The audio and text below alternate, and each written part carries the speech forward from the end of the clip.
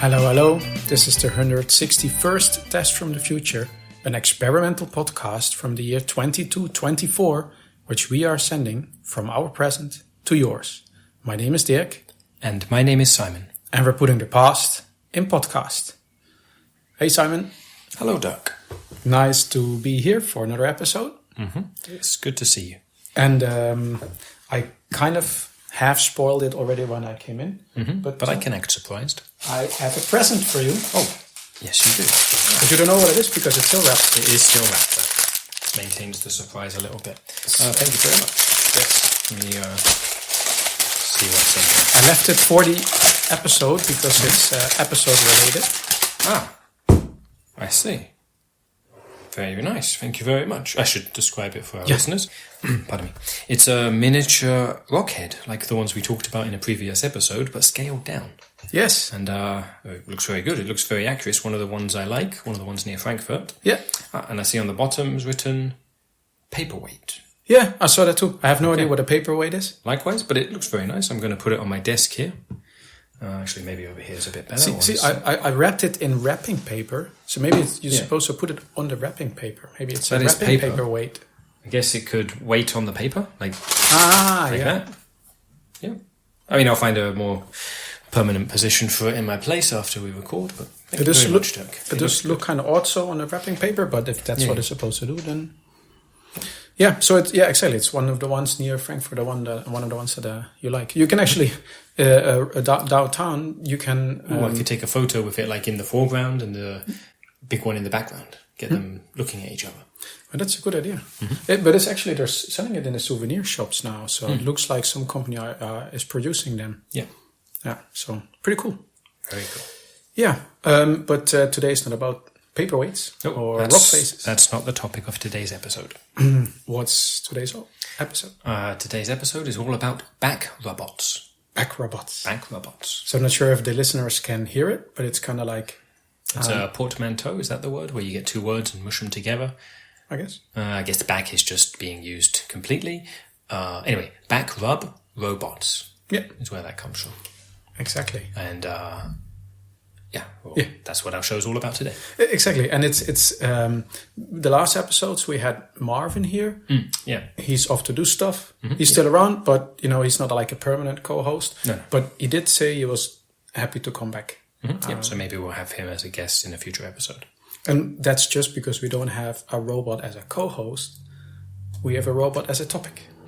Yep, it's to compensate. Well, yeah. We didn't do it intentionally, but it worked out that way. Exactly. I think Marvin might be a bit offended if we're saying that we've replaced him with a BackRubbot. Let's not say that. No, let's not say that. At least not when he's around. Maybe you want to describe what a BackRubbot is, although the name kind of gives it. Oh, yeah, but I can explain it a bit further. So it's a robot whose primary purpose is stroking or rubbing people's backs. Yeah. It's basically so. They can also be known as massage robots.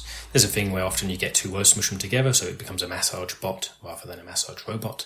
But it worked out really nicely with the back rub because rub is close to rob. Yeah. So robot rather than robot. I bet initially it had a much longer name and just kind of certainly established itself.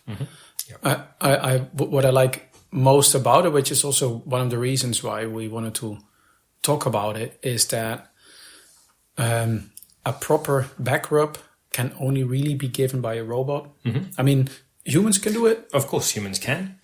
And it's just that the robots are really optimized for it. Yeah, they're just way better. Like as a human, you need training and practice. Or just at some point you get tired and fall asleep. Yeah, exactly. That's the person giving the back rub. And the robot can be optimized and programmed, and it will forever really do it well. Yep. On the other hand, only humans need it. Correct, and more to the point, enjoy it. Yes. Robots don't need them, and also don't enjoy them. So this is one of those really typical HRI things where it really requires human robot interaction.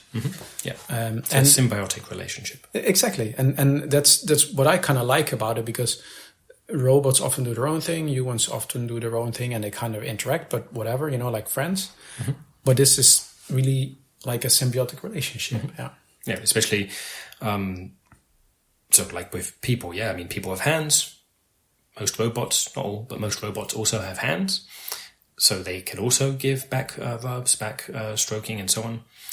But BackRubbots, it's not just that they have a pair of hands and, they like to give back rubs. It's that their whole body is designed for it.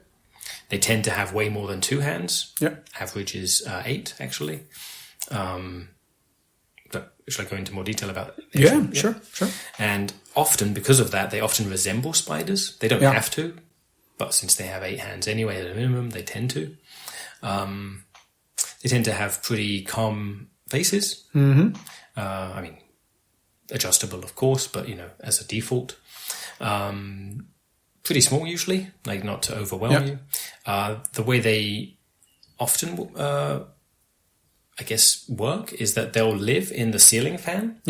And when you're going to sleep, they'll spool down from the ceiling fan, rest themselves on your back, and stroke your back to sleep. They're usually quite a bit smaller than humans. I think, and lighter too. I think like the smallest ones I've seen, they're basically the size of maybe like a big cat, and the biggest I've seen are maybe like half the size of a human or so. They were nice. You mentioned the cat-sized ones. There are some actually that just look like cats. True. And they'll knead their claws rather, into your back while you're sleeping. But then the claws themselves don't draw blood. They're kind of like more massaging than ripping or tearing.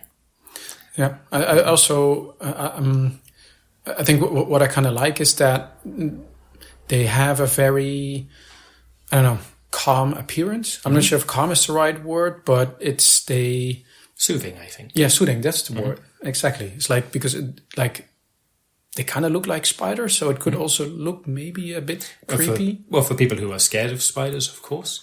I think that's where the cat designed ones come in.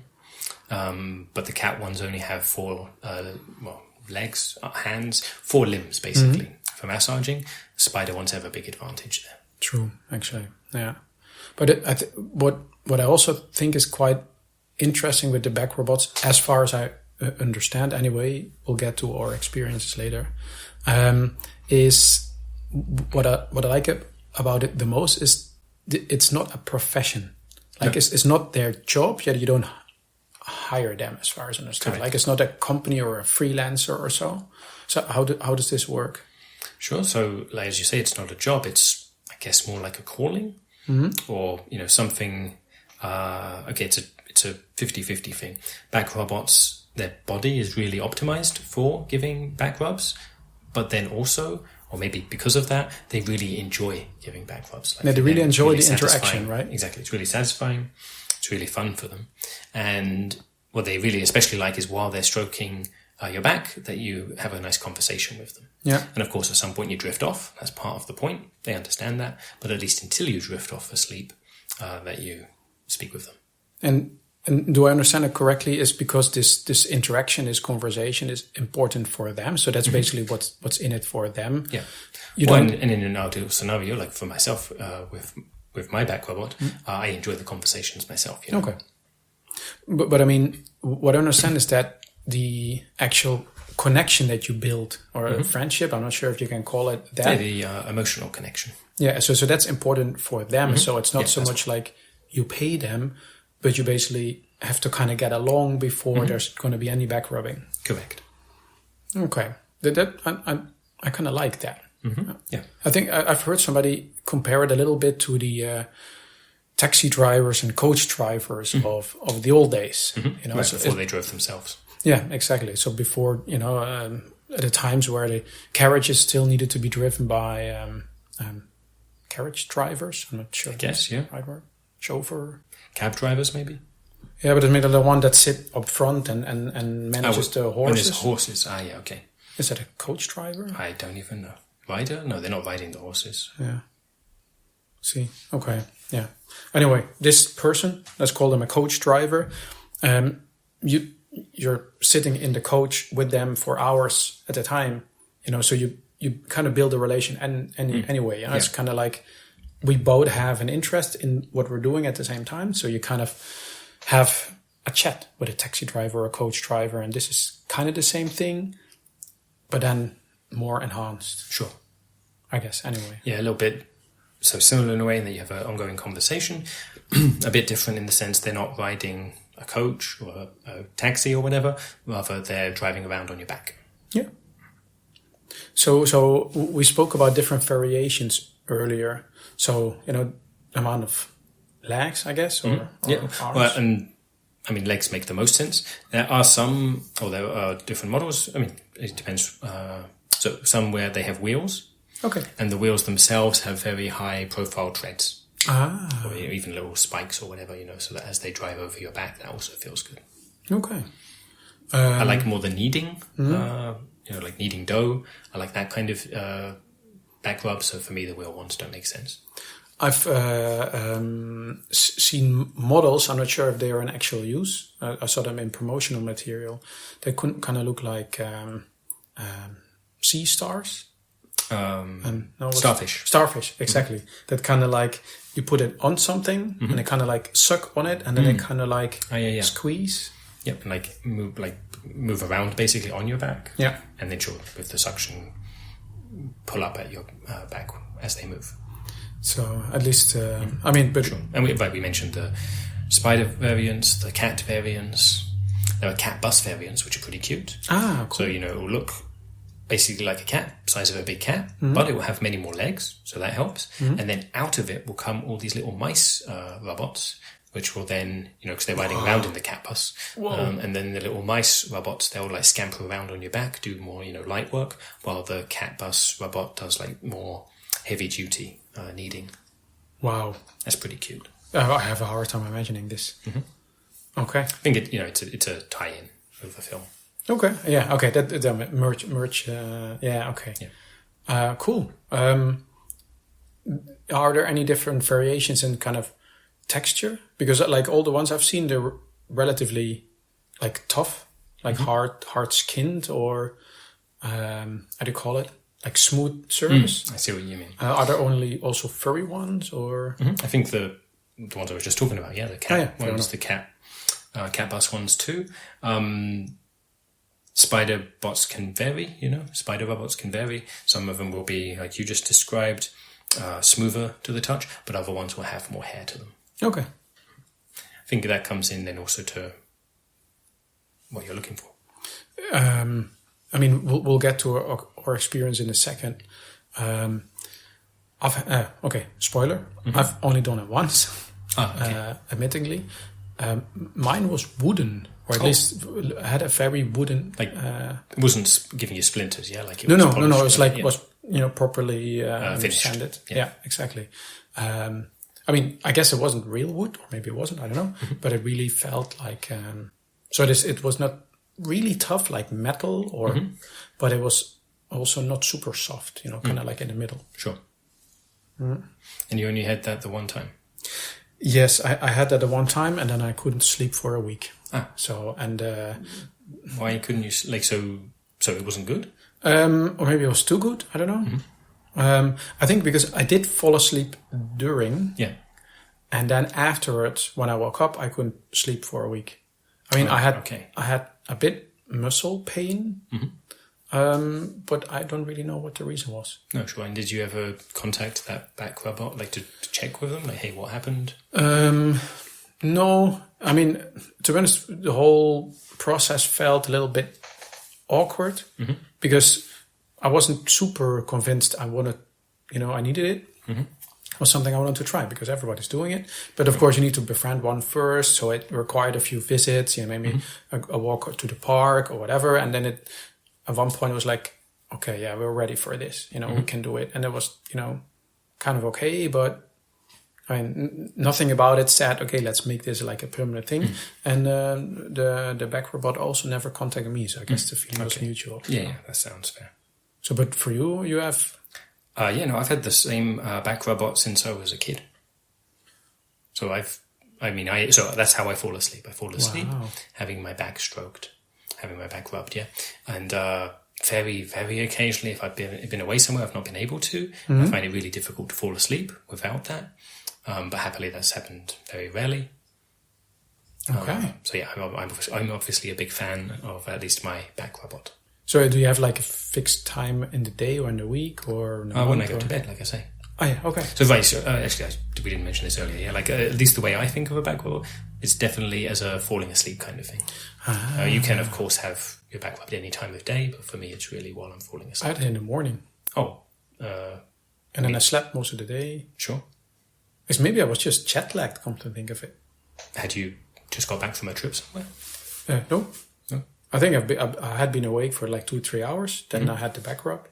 And then I slept for most of the day, woken up when it was dark. Yeah. Huh. Okay, I can see how that maybe put you off it, of having your back stroked on a regular basis by a robot. But for me, because it's always been a nice thing, I can recommend it. Okay. But then if you've had it since you were a child, it's the robot has been around for a long time. Mm-hmm. Yeah, it's a classic. But then, like with any, with anything, with people too, yeah, not just robots, as bits of us wear out, they get replaced. So, this, my back robot has had its legs, its body, various parts upgraded over the years. But it's still the same back robot. Is it just your back robot? Okay, yeah. so it's exclusive symbiotic relationship. Exactly. Okay, cool. I did just realize something. Is it around right now? Yeah, I've been my ceiling fan above my bed. Cool. I'm going to check it out. Never I really can noticed introduce you later. Yeah. Okay. Not maybe on the show. I did realize something. We've been speaking all this time, interchanging robot, and then occasionally I keep saying robot. And actually, maybe that's a bit confusing for our listeners, yeah? Because robots, we've talked about them in a couple of previous episodes, had some as guests even, most recently Marvin. And they are fully sentient beings, much like ourselves. Robots, on the other hand, back robots, they are more like appliances. Yeah. They don't have sentience themselves. Fair enough. Yeah. And so it's a bit of a halfway point, yeah? Because like we've said, you have full conversations with them. That's what's in it for them, if you want to think of it as a transactional relationship. What's in it for them is the fun conversation. What's in it for me as the person getting my back rubbed is that I get my back rubbed. Yeah.